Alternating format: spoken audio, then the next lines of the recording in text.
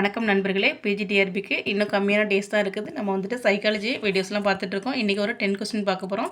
வாங்க first question போகலாம். என்னோடய வீடியோ இப்போ தான் நீங்கள் ஃபஸ்ட் டைம் பார்க்குறீங்கன்னா சப்ஸ்கிரைப் பண்ணிவிடுங்க ஃப்ரெண்ட்ஸ். வாங்க ஃபஸ்ட் ஒன் பார்த்துடலாம். கல்வி மதிப்பீட்டின் முதன்மை நோக்கம் என்ன? ஆன்சர், கற்றல் இலக்குகளை அடைந்ததா என்பதை பரிசோதித்தல். செகண்ட் ஒன் பாருங்கள். மெஷர்மெண்ட் என்பது கல்வியின் எதை குறிக்கிறது? எண்ணிக்கையால் மதிப்பீடு செய்தல். தேர்ட் ஒன் பாருங்கள். அசஸ்மெண்ட் என்பதன் பொருள் என்ன? கற்றல் நிலையை மதிப்பீடு செய்தல். ஃபோர்த் ஒன் பாருங்கள். மதிப்பீட்டின் அடிப்படை கோட்பாடு எது? துல்லியம். ஃபிஃப்த் ஒன் பாருங்கள். ஃபார்மேட்டிவ் எவாலுவேஷன் எப்போது செய்யப்படுகிறது? பாடம் நடுவில். சிக்ஸ்த் ஒன் பாருங்கள். சம்மேட்டிவ் எவாலுவேஷன் எதற்காக செய்யப்படுகிறது? இறுதி கற்றல் விளைவுகளை மதிப்பிடுதல். எல்லா ஆன்சரையும் நோட் பண்ணி வச்சுக்கோங்க ஃப்ரெண்ட்ஸ். செவன்த் ஒன் பாருங்கள். ரிலியபிலிட்டி என்பதன் பொருள் என்ன? ஒரே பரிசோதனை மீண்டும் செய்யும் போது ஒரே முடிவு கிடைப்பது. எயித் ஒன் பாருங்கள். வேலிடிட்டி என்பதன் பொருள் என்ன? பரிசோதனை எதிர்பார்த்ததை அளவிடும் திறன். நைன்த் ஒன் பாருங்கள். நாம் ரெஃபரன்ஸ் டெஸ்ட் எதனை அடிப்படையாக கொண்டது? பிற மாணவர்களின் செயல்திறன். டென்த் ஒன் பாருங்கள். கிரிட்டீரியன் ரெஃபரன்ஸ் டெஸ்ட் எதனை அடிப்படையாக கொண்டது? நிர்ணயிக்கப்பட்ட கற்றல் இலக்குகள். ஓகே, 10 வரைக்கும் நம்ம பார்த்துருக்கோம் இன்றைக்கி. ஓகே, இன்னொரு 10 பார்த்துடலாமா? ஓகே, 11th ஒன் பாருங்கள். ஃபார்மேட்டிவ் எவாலுவேஷனின் முக்கிய நன்மை என்ன? கற்றல் குறைகளை சரி செய்தல். 12th ஒன் பாருங்கள். சம்மேட்டிவ் எவாலுவேஷன் எப்போது அதிகமாக பயன்படுத்தப்படுகிறது? கற்றல் காலத்தின் முடிவில். 13 பாருங்கள்.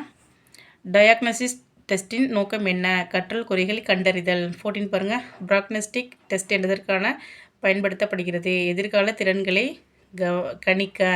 15 பாருங்கள். அச்சீவ்மெண்ட் டெஸ்ட் எந்த வகை மதிப்பீட்டில் அடங்கும்? இறுதி மதிப்பீடு. 16 பாருங்கள்.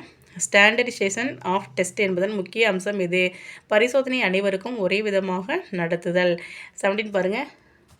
ரிலியபிலிட்டி அதிகரிக்க என்ன செய்ய வேண்டும்? பரிசோதனை மீண்டும் நடத்தி ஒரே முடிவுகளை பெறுதல். 18 பாருங்கள். வேலிடிட்டி அதிகரிக்க வேண்டிய முக்கிய அம்சம் எது? கேள்விகள் எதிர்பார்த்த திறனை அளவிட வேண்டும். சிசிஇ அண்டு கம்பேரிட்டிங் எவல்யூஷன் இன் நோக்கம் என்ன? மாணவர்களின் முழுமையான வளர்ச்சியை மதிப்பிடுதல். 20 பாருங்கள். நாம் ரெஃபரன்ஸ் டெஸ்ட் மற்றும் கிரிட்டீரியன் ரெஃபரன்ஸ் டெஸ்ட்டின் முக்கிய வித்தியாசம் என்ன?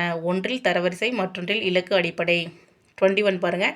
புதிய சூழ்நிலைகளில் அறிவை பயன்படுத்தும் திறனை அளக்கும் பரிசோதனை எந்த வகை இலக்கு சோதிக்கிறது? பயன்பாடு. Reliability is high when reliability அதிகமாக இருக்கும் எப்போது? ஒரே மாணவர் மீண்டும் பரிசோதனை செய்தால் அதே முடிவுகள் கிடைக்கும். 23 பாருங்கள். ஒரு பரிசோதனை அது அளவிட வேண்டியது மட்டுமே அளவிடுவதை உறுதி செய்யும் கொள்கை எது? செல்லுபடியாகும். 24th பாருங்கள். தொடர்ச்சியான மற்றும் விரிவான மதிப்பீடு சிசிஇ எந்த 2 முக்கிய பகுதிகளை உள்ளடக்கியது? கல்விசார் மற்றும் கல்வி சாராத. 25 பாருங்கள். பரிசோதனை உருவாக்கத்தில் குறிப்பிட்ட அட்டவணை எதை உறுதி செய்கிறது? கேள்விகள் சமமாக பகிரப்பட்டிருக்கும். ஓகே ஃப்ரெண்ட்ஸ், இன்றைக்கி 25 கொஸ்டின் போதும்னு நினைக்கிறேன்.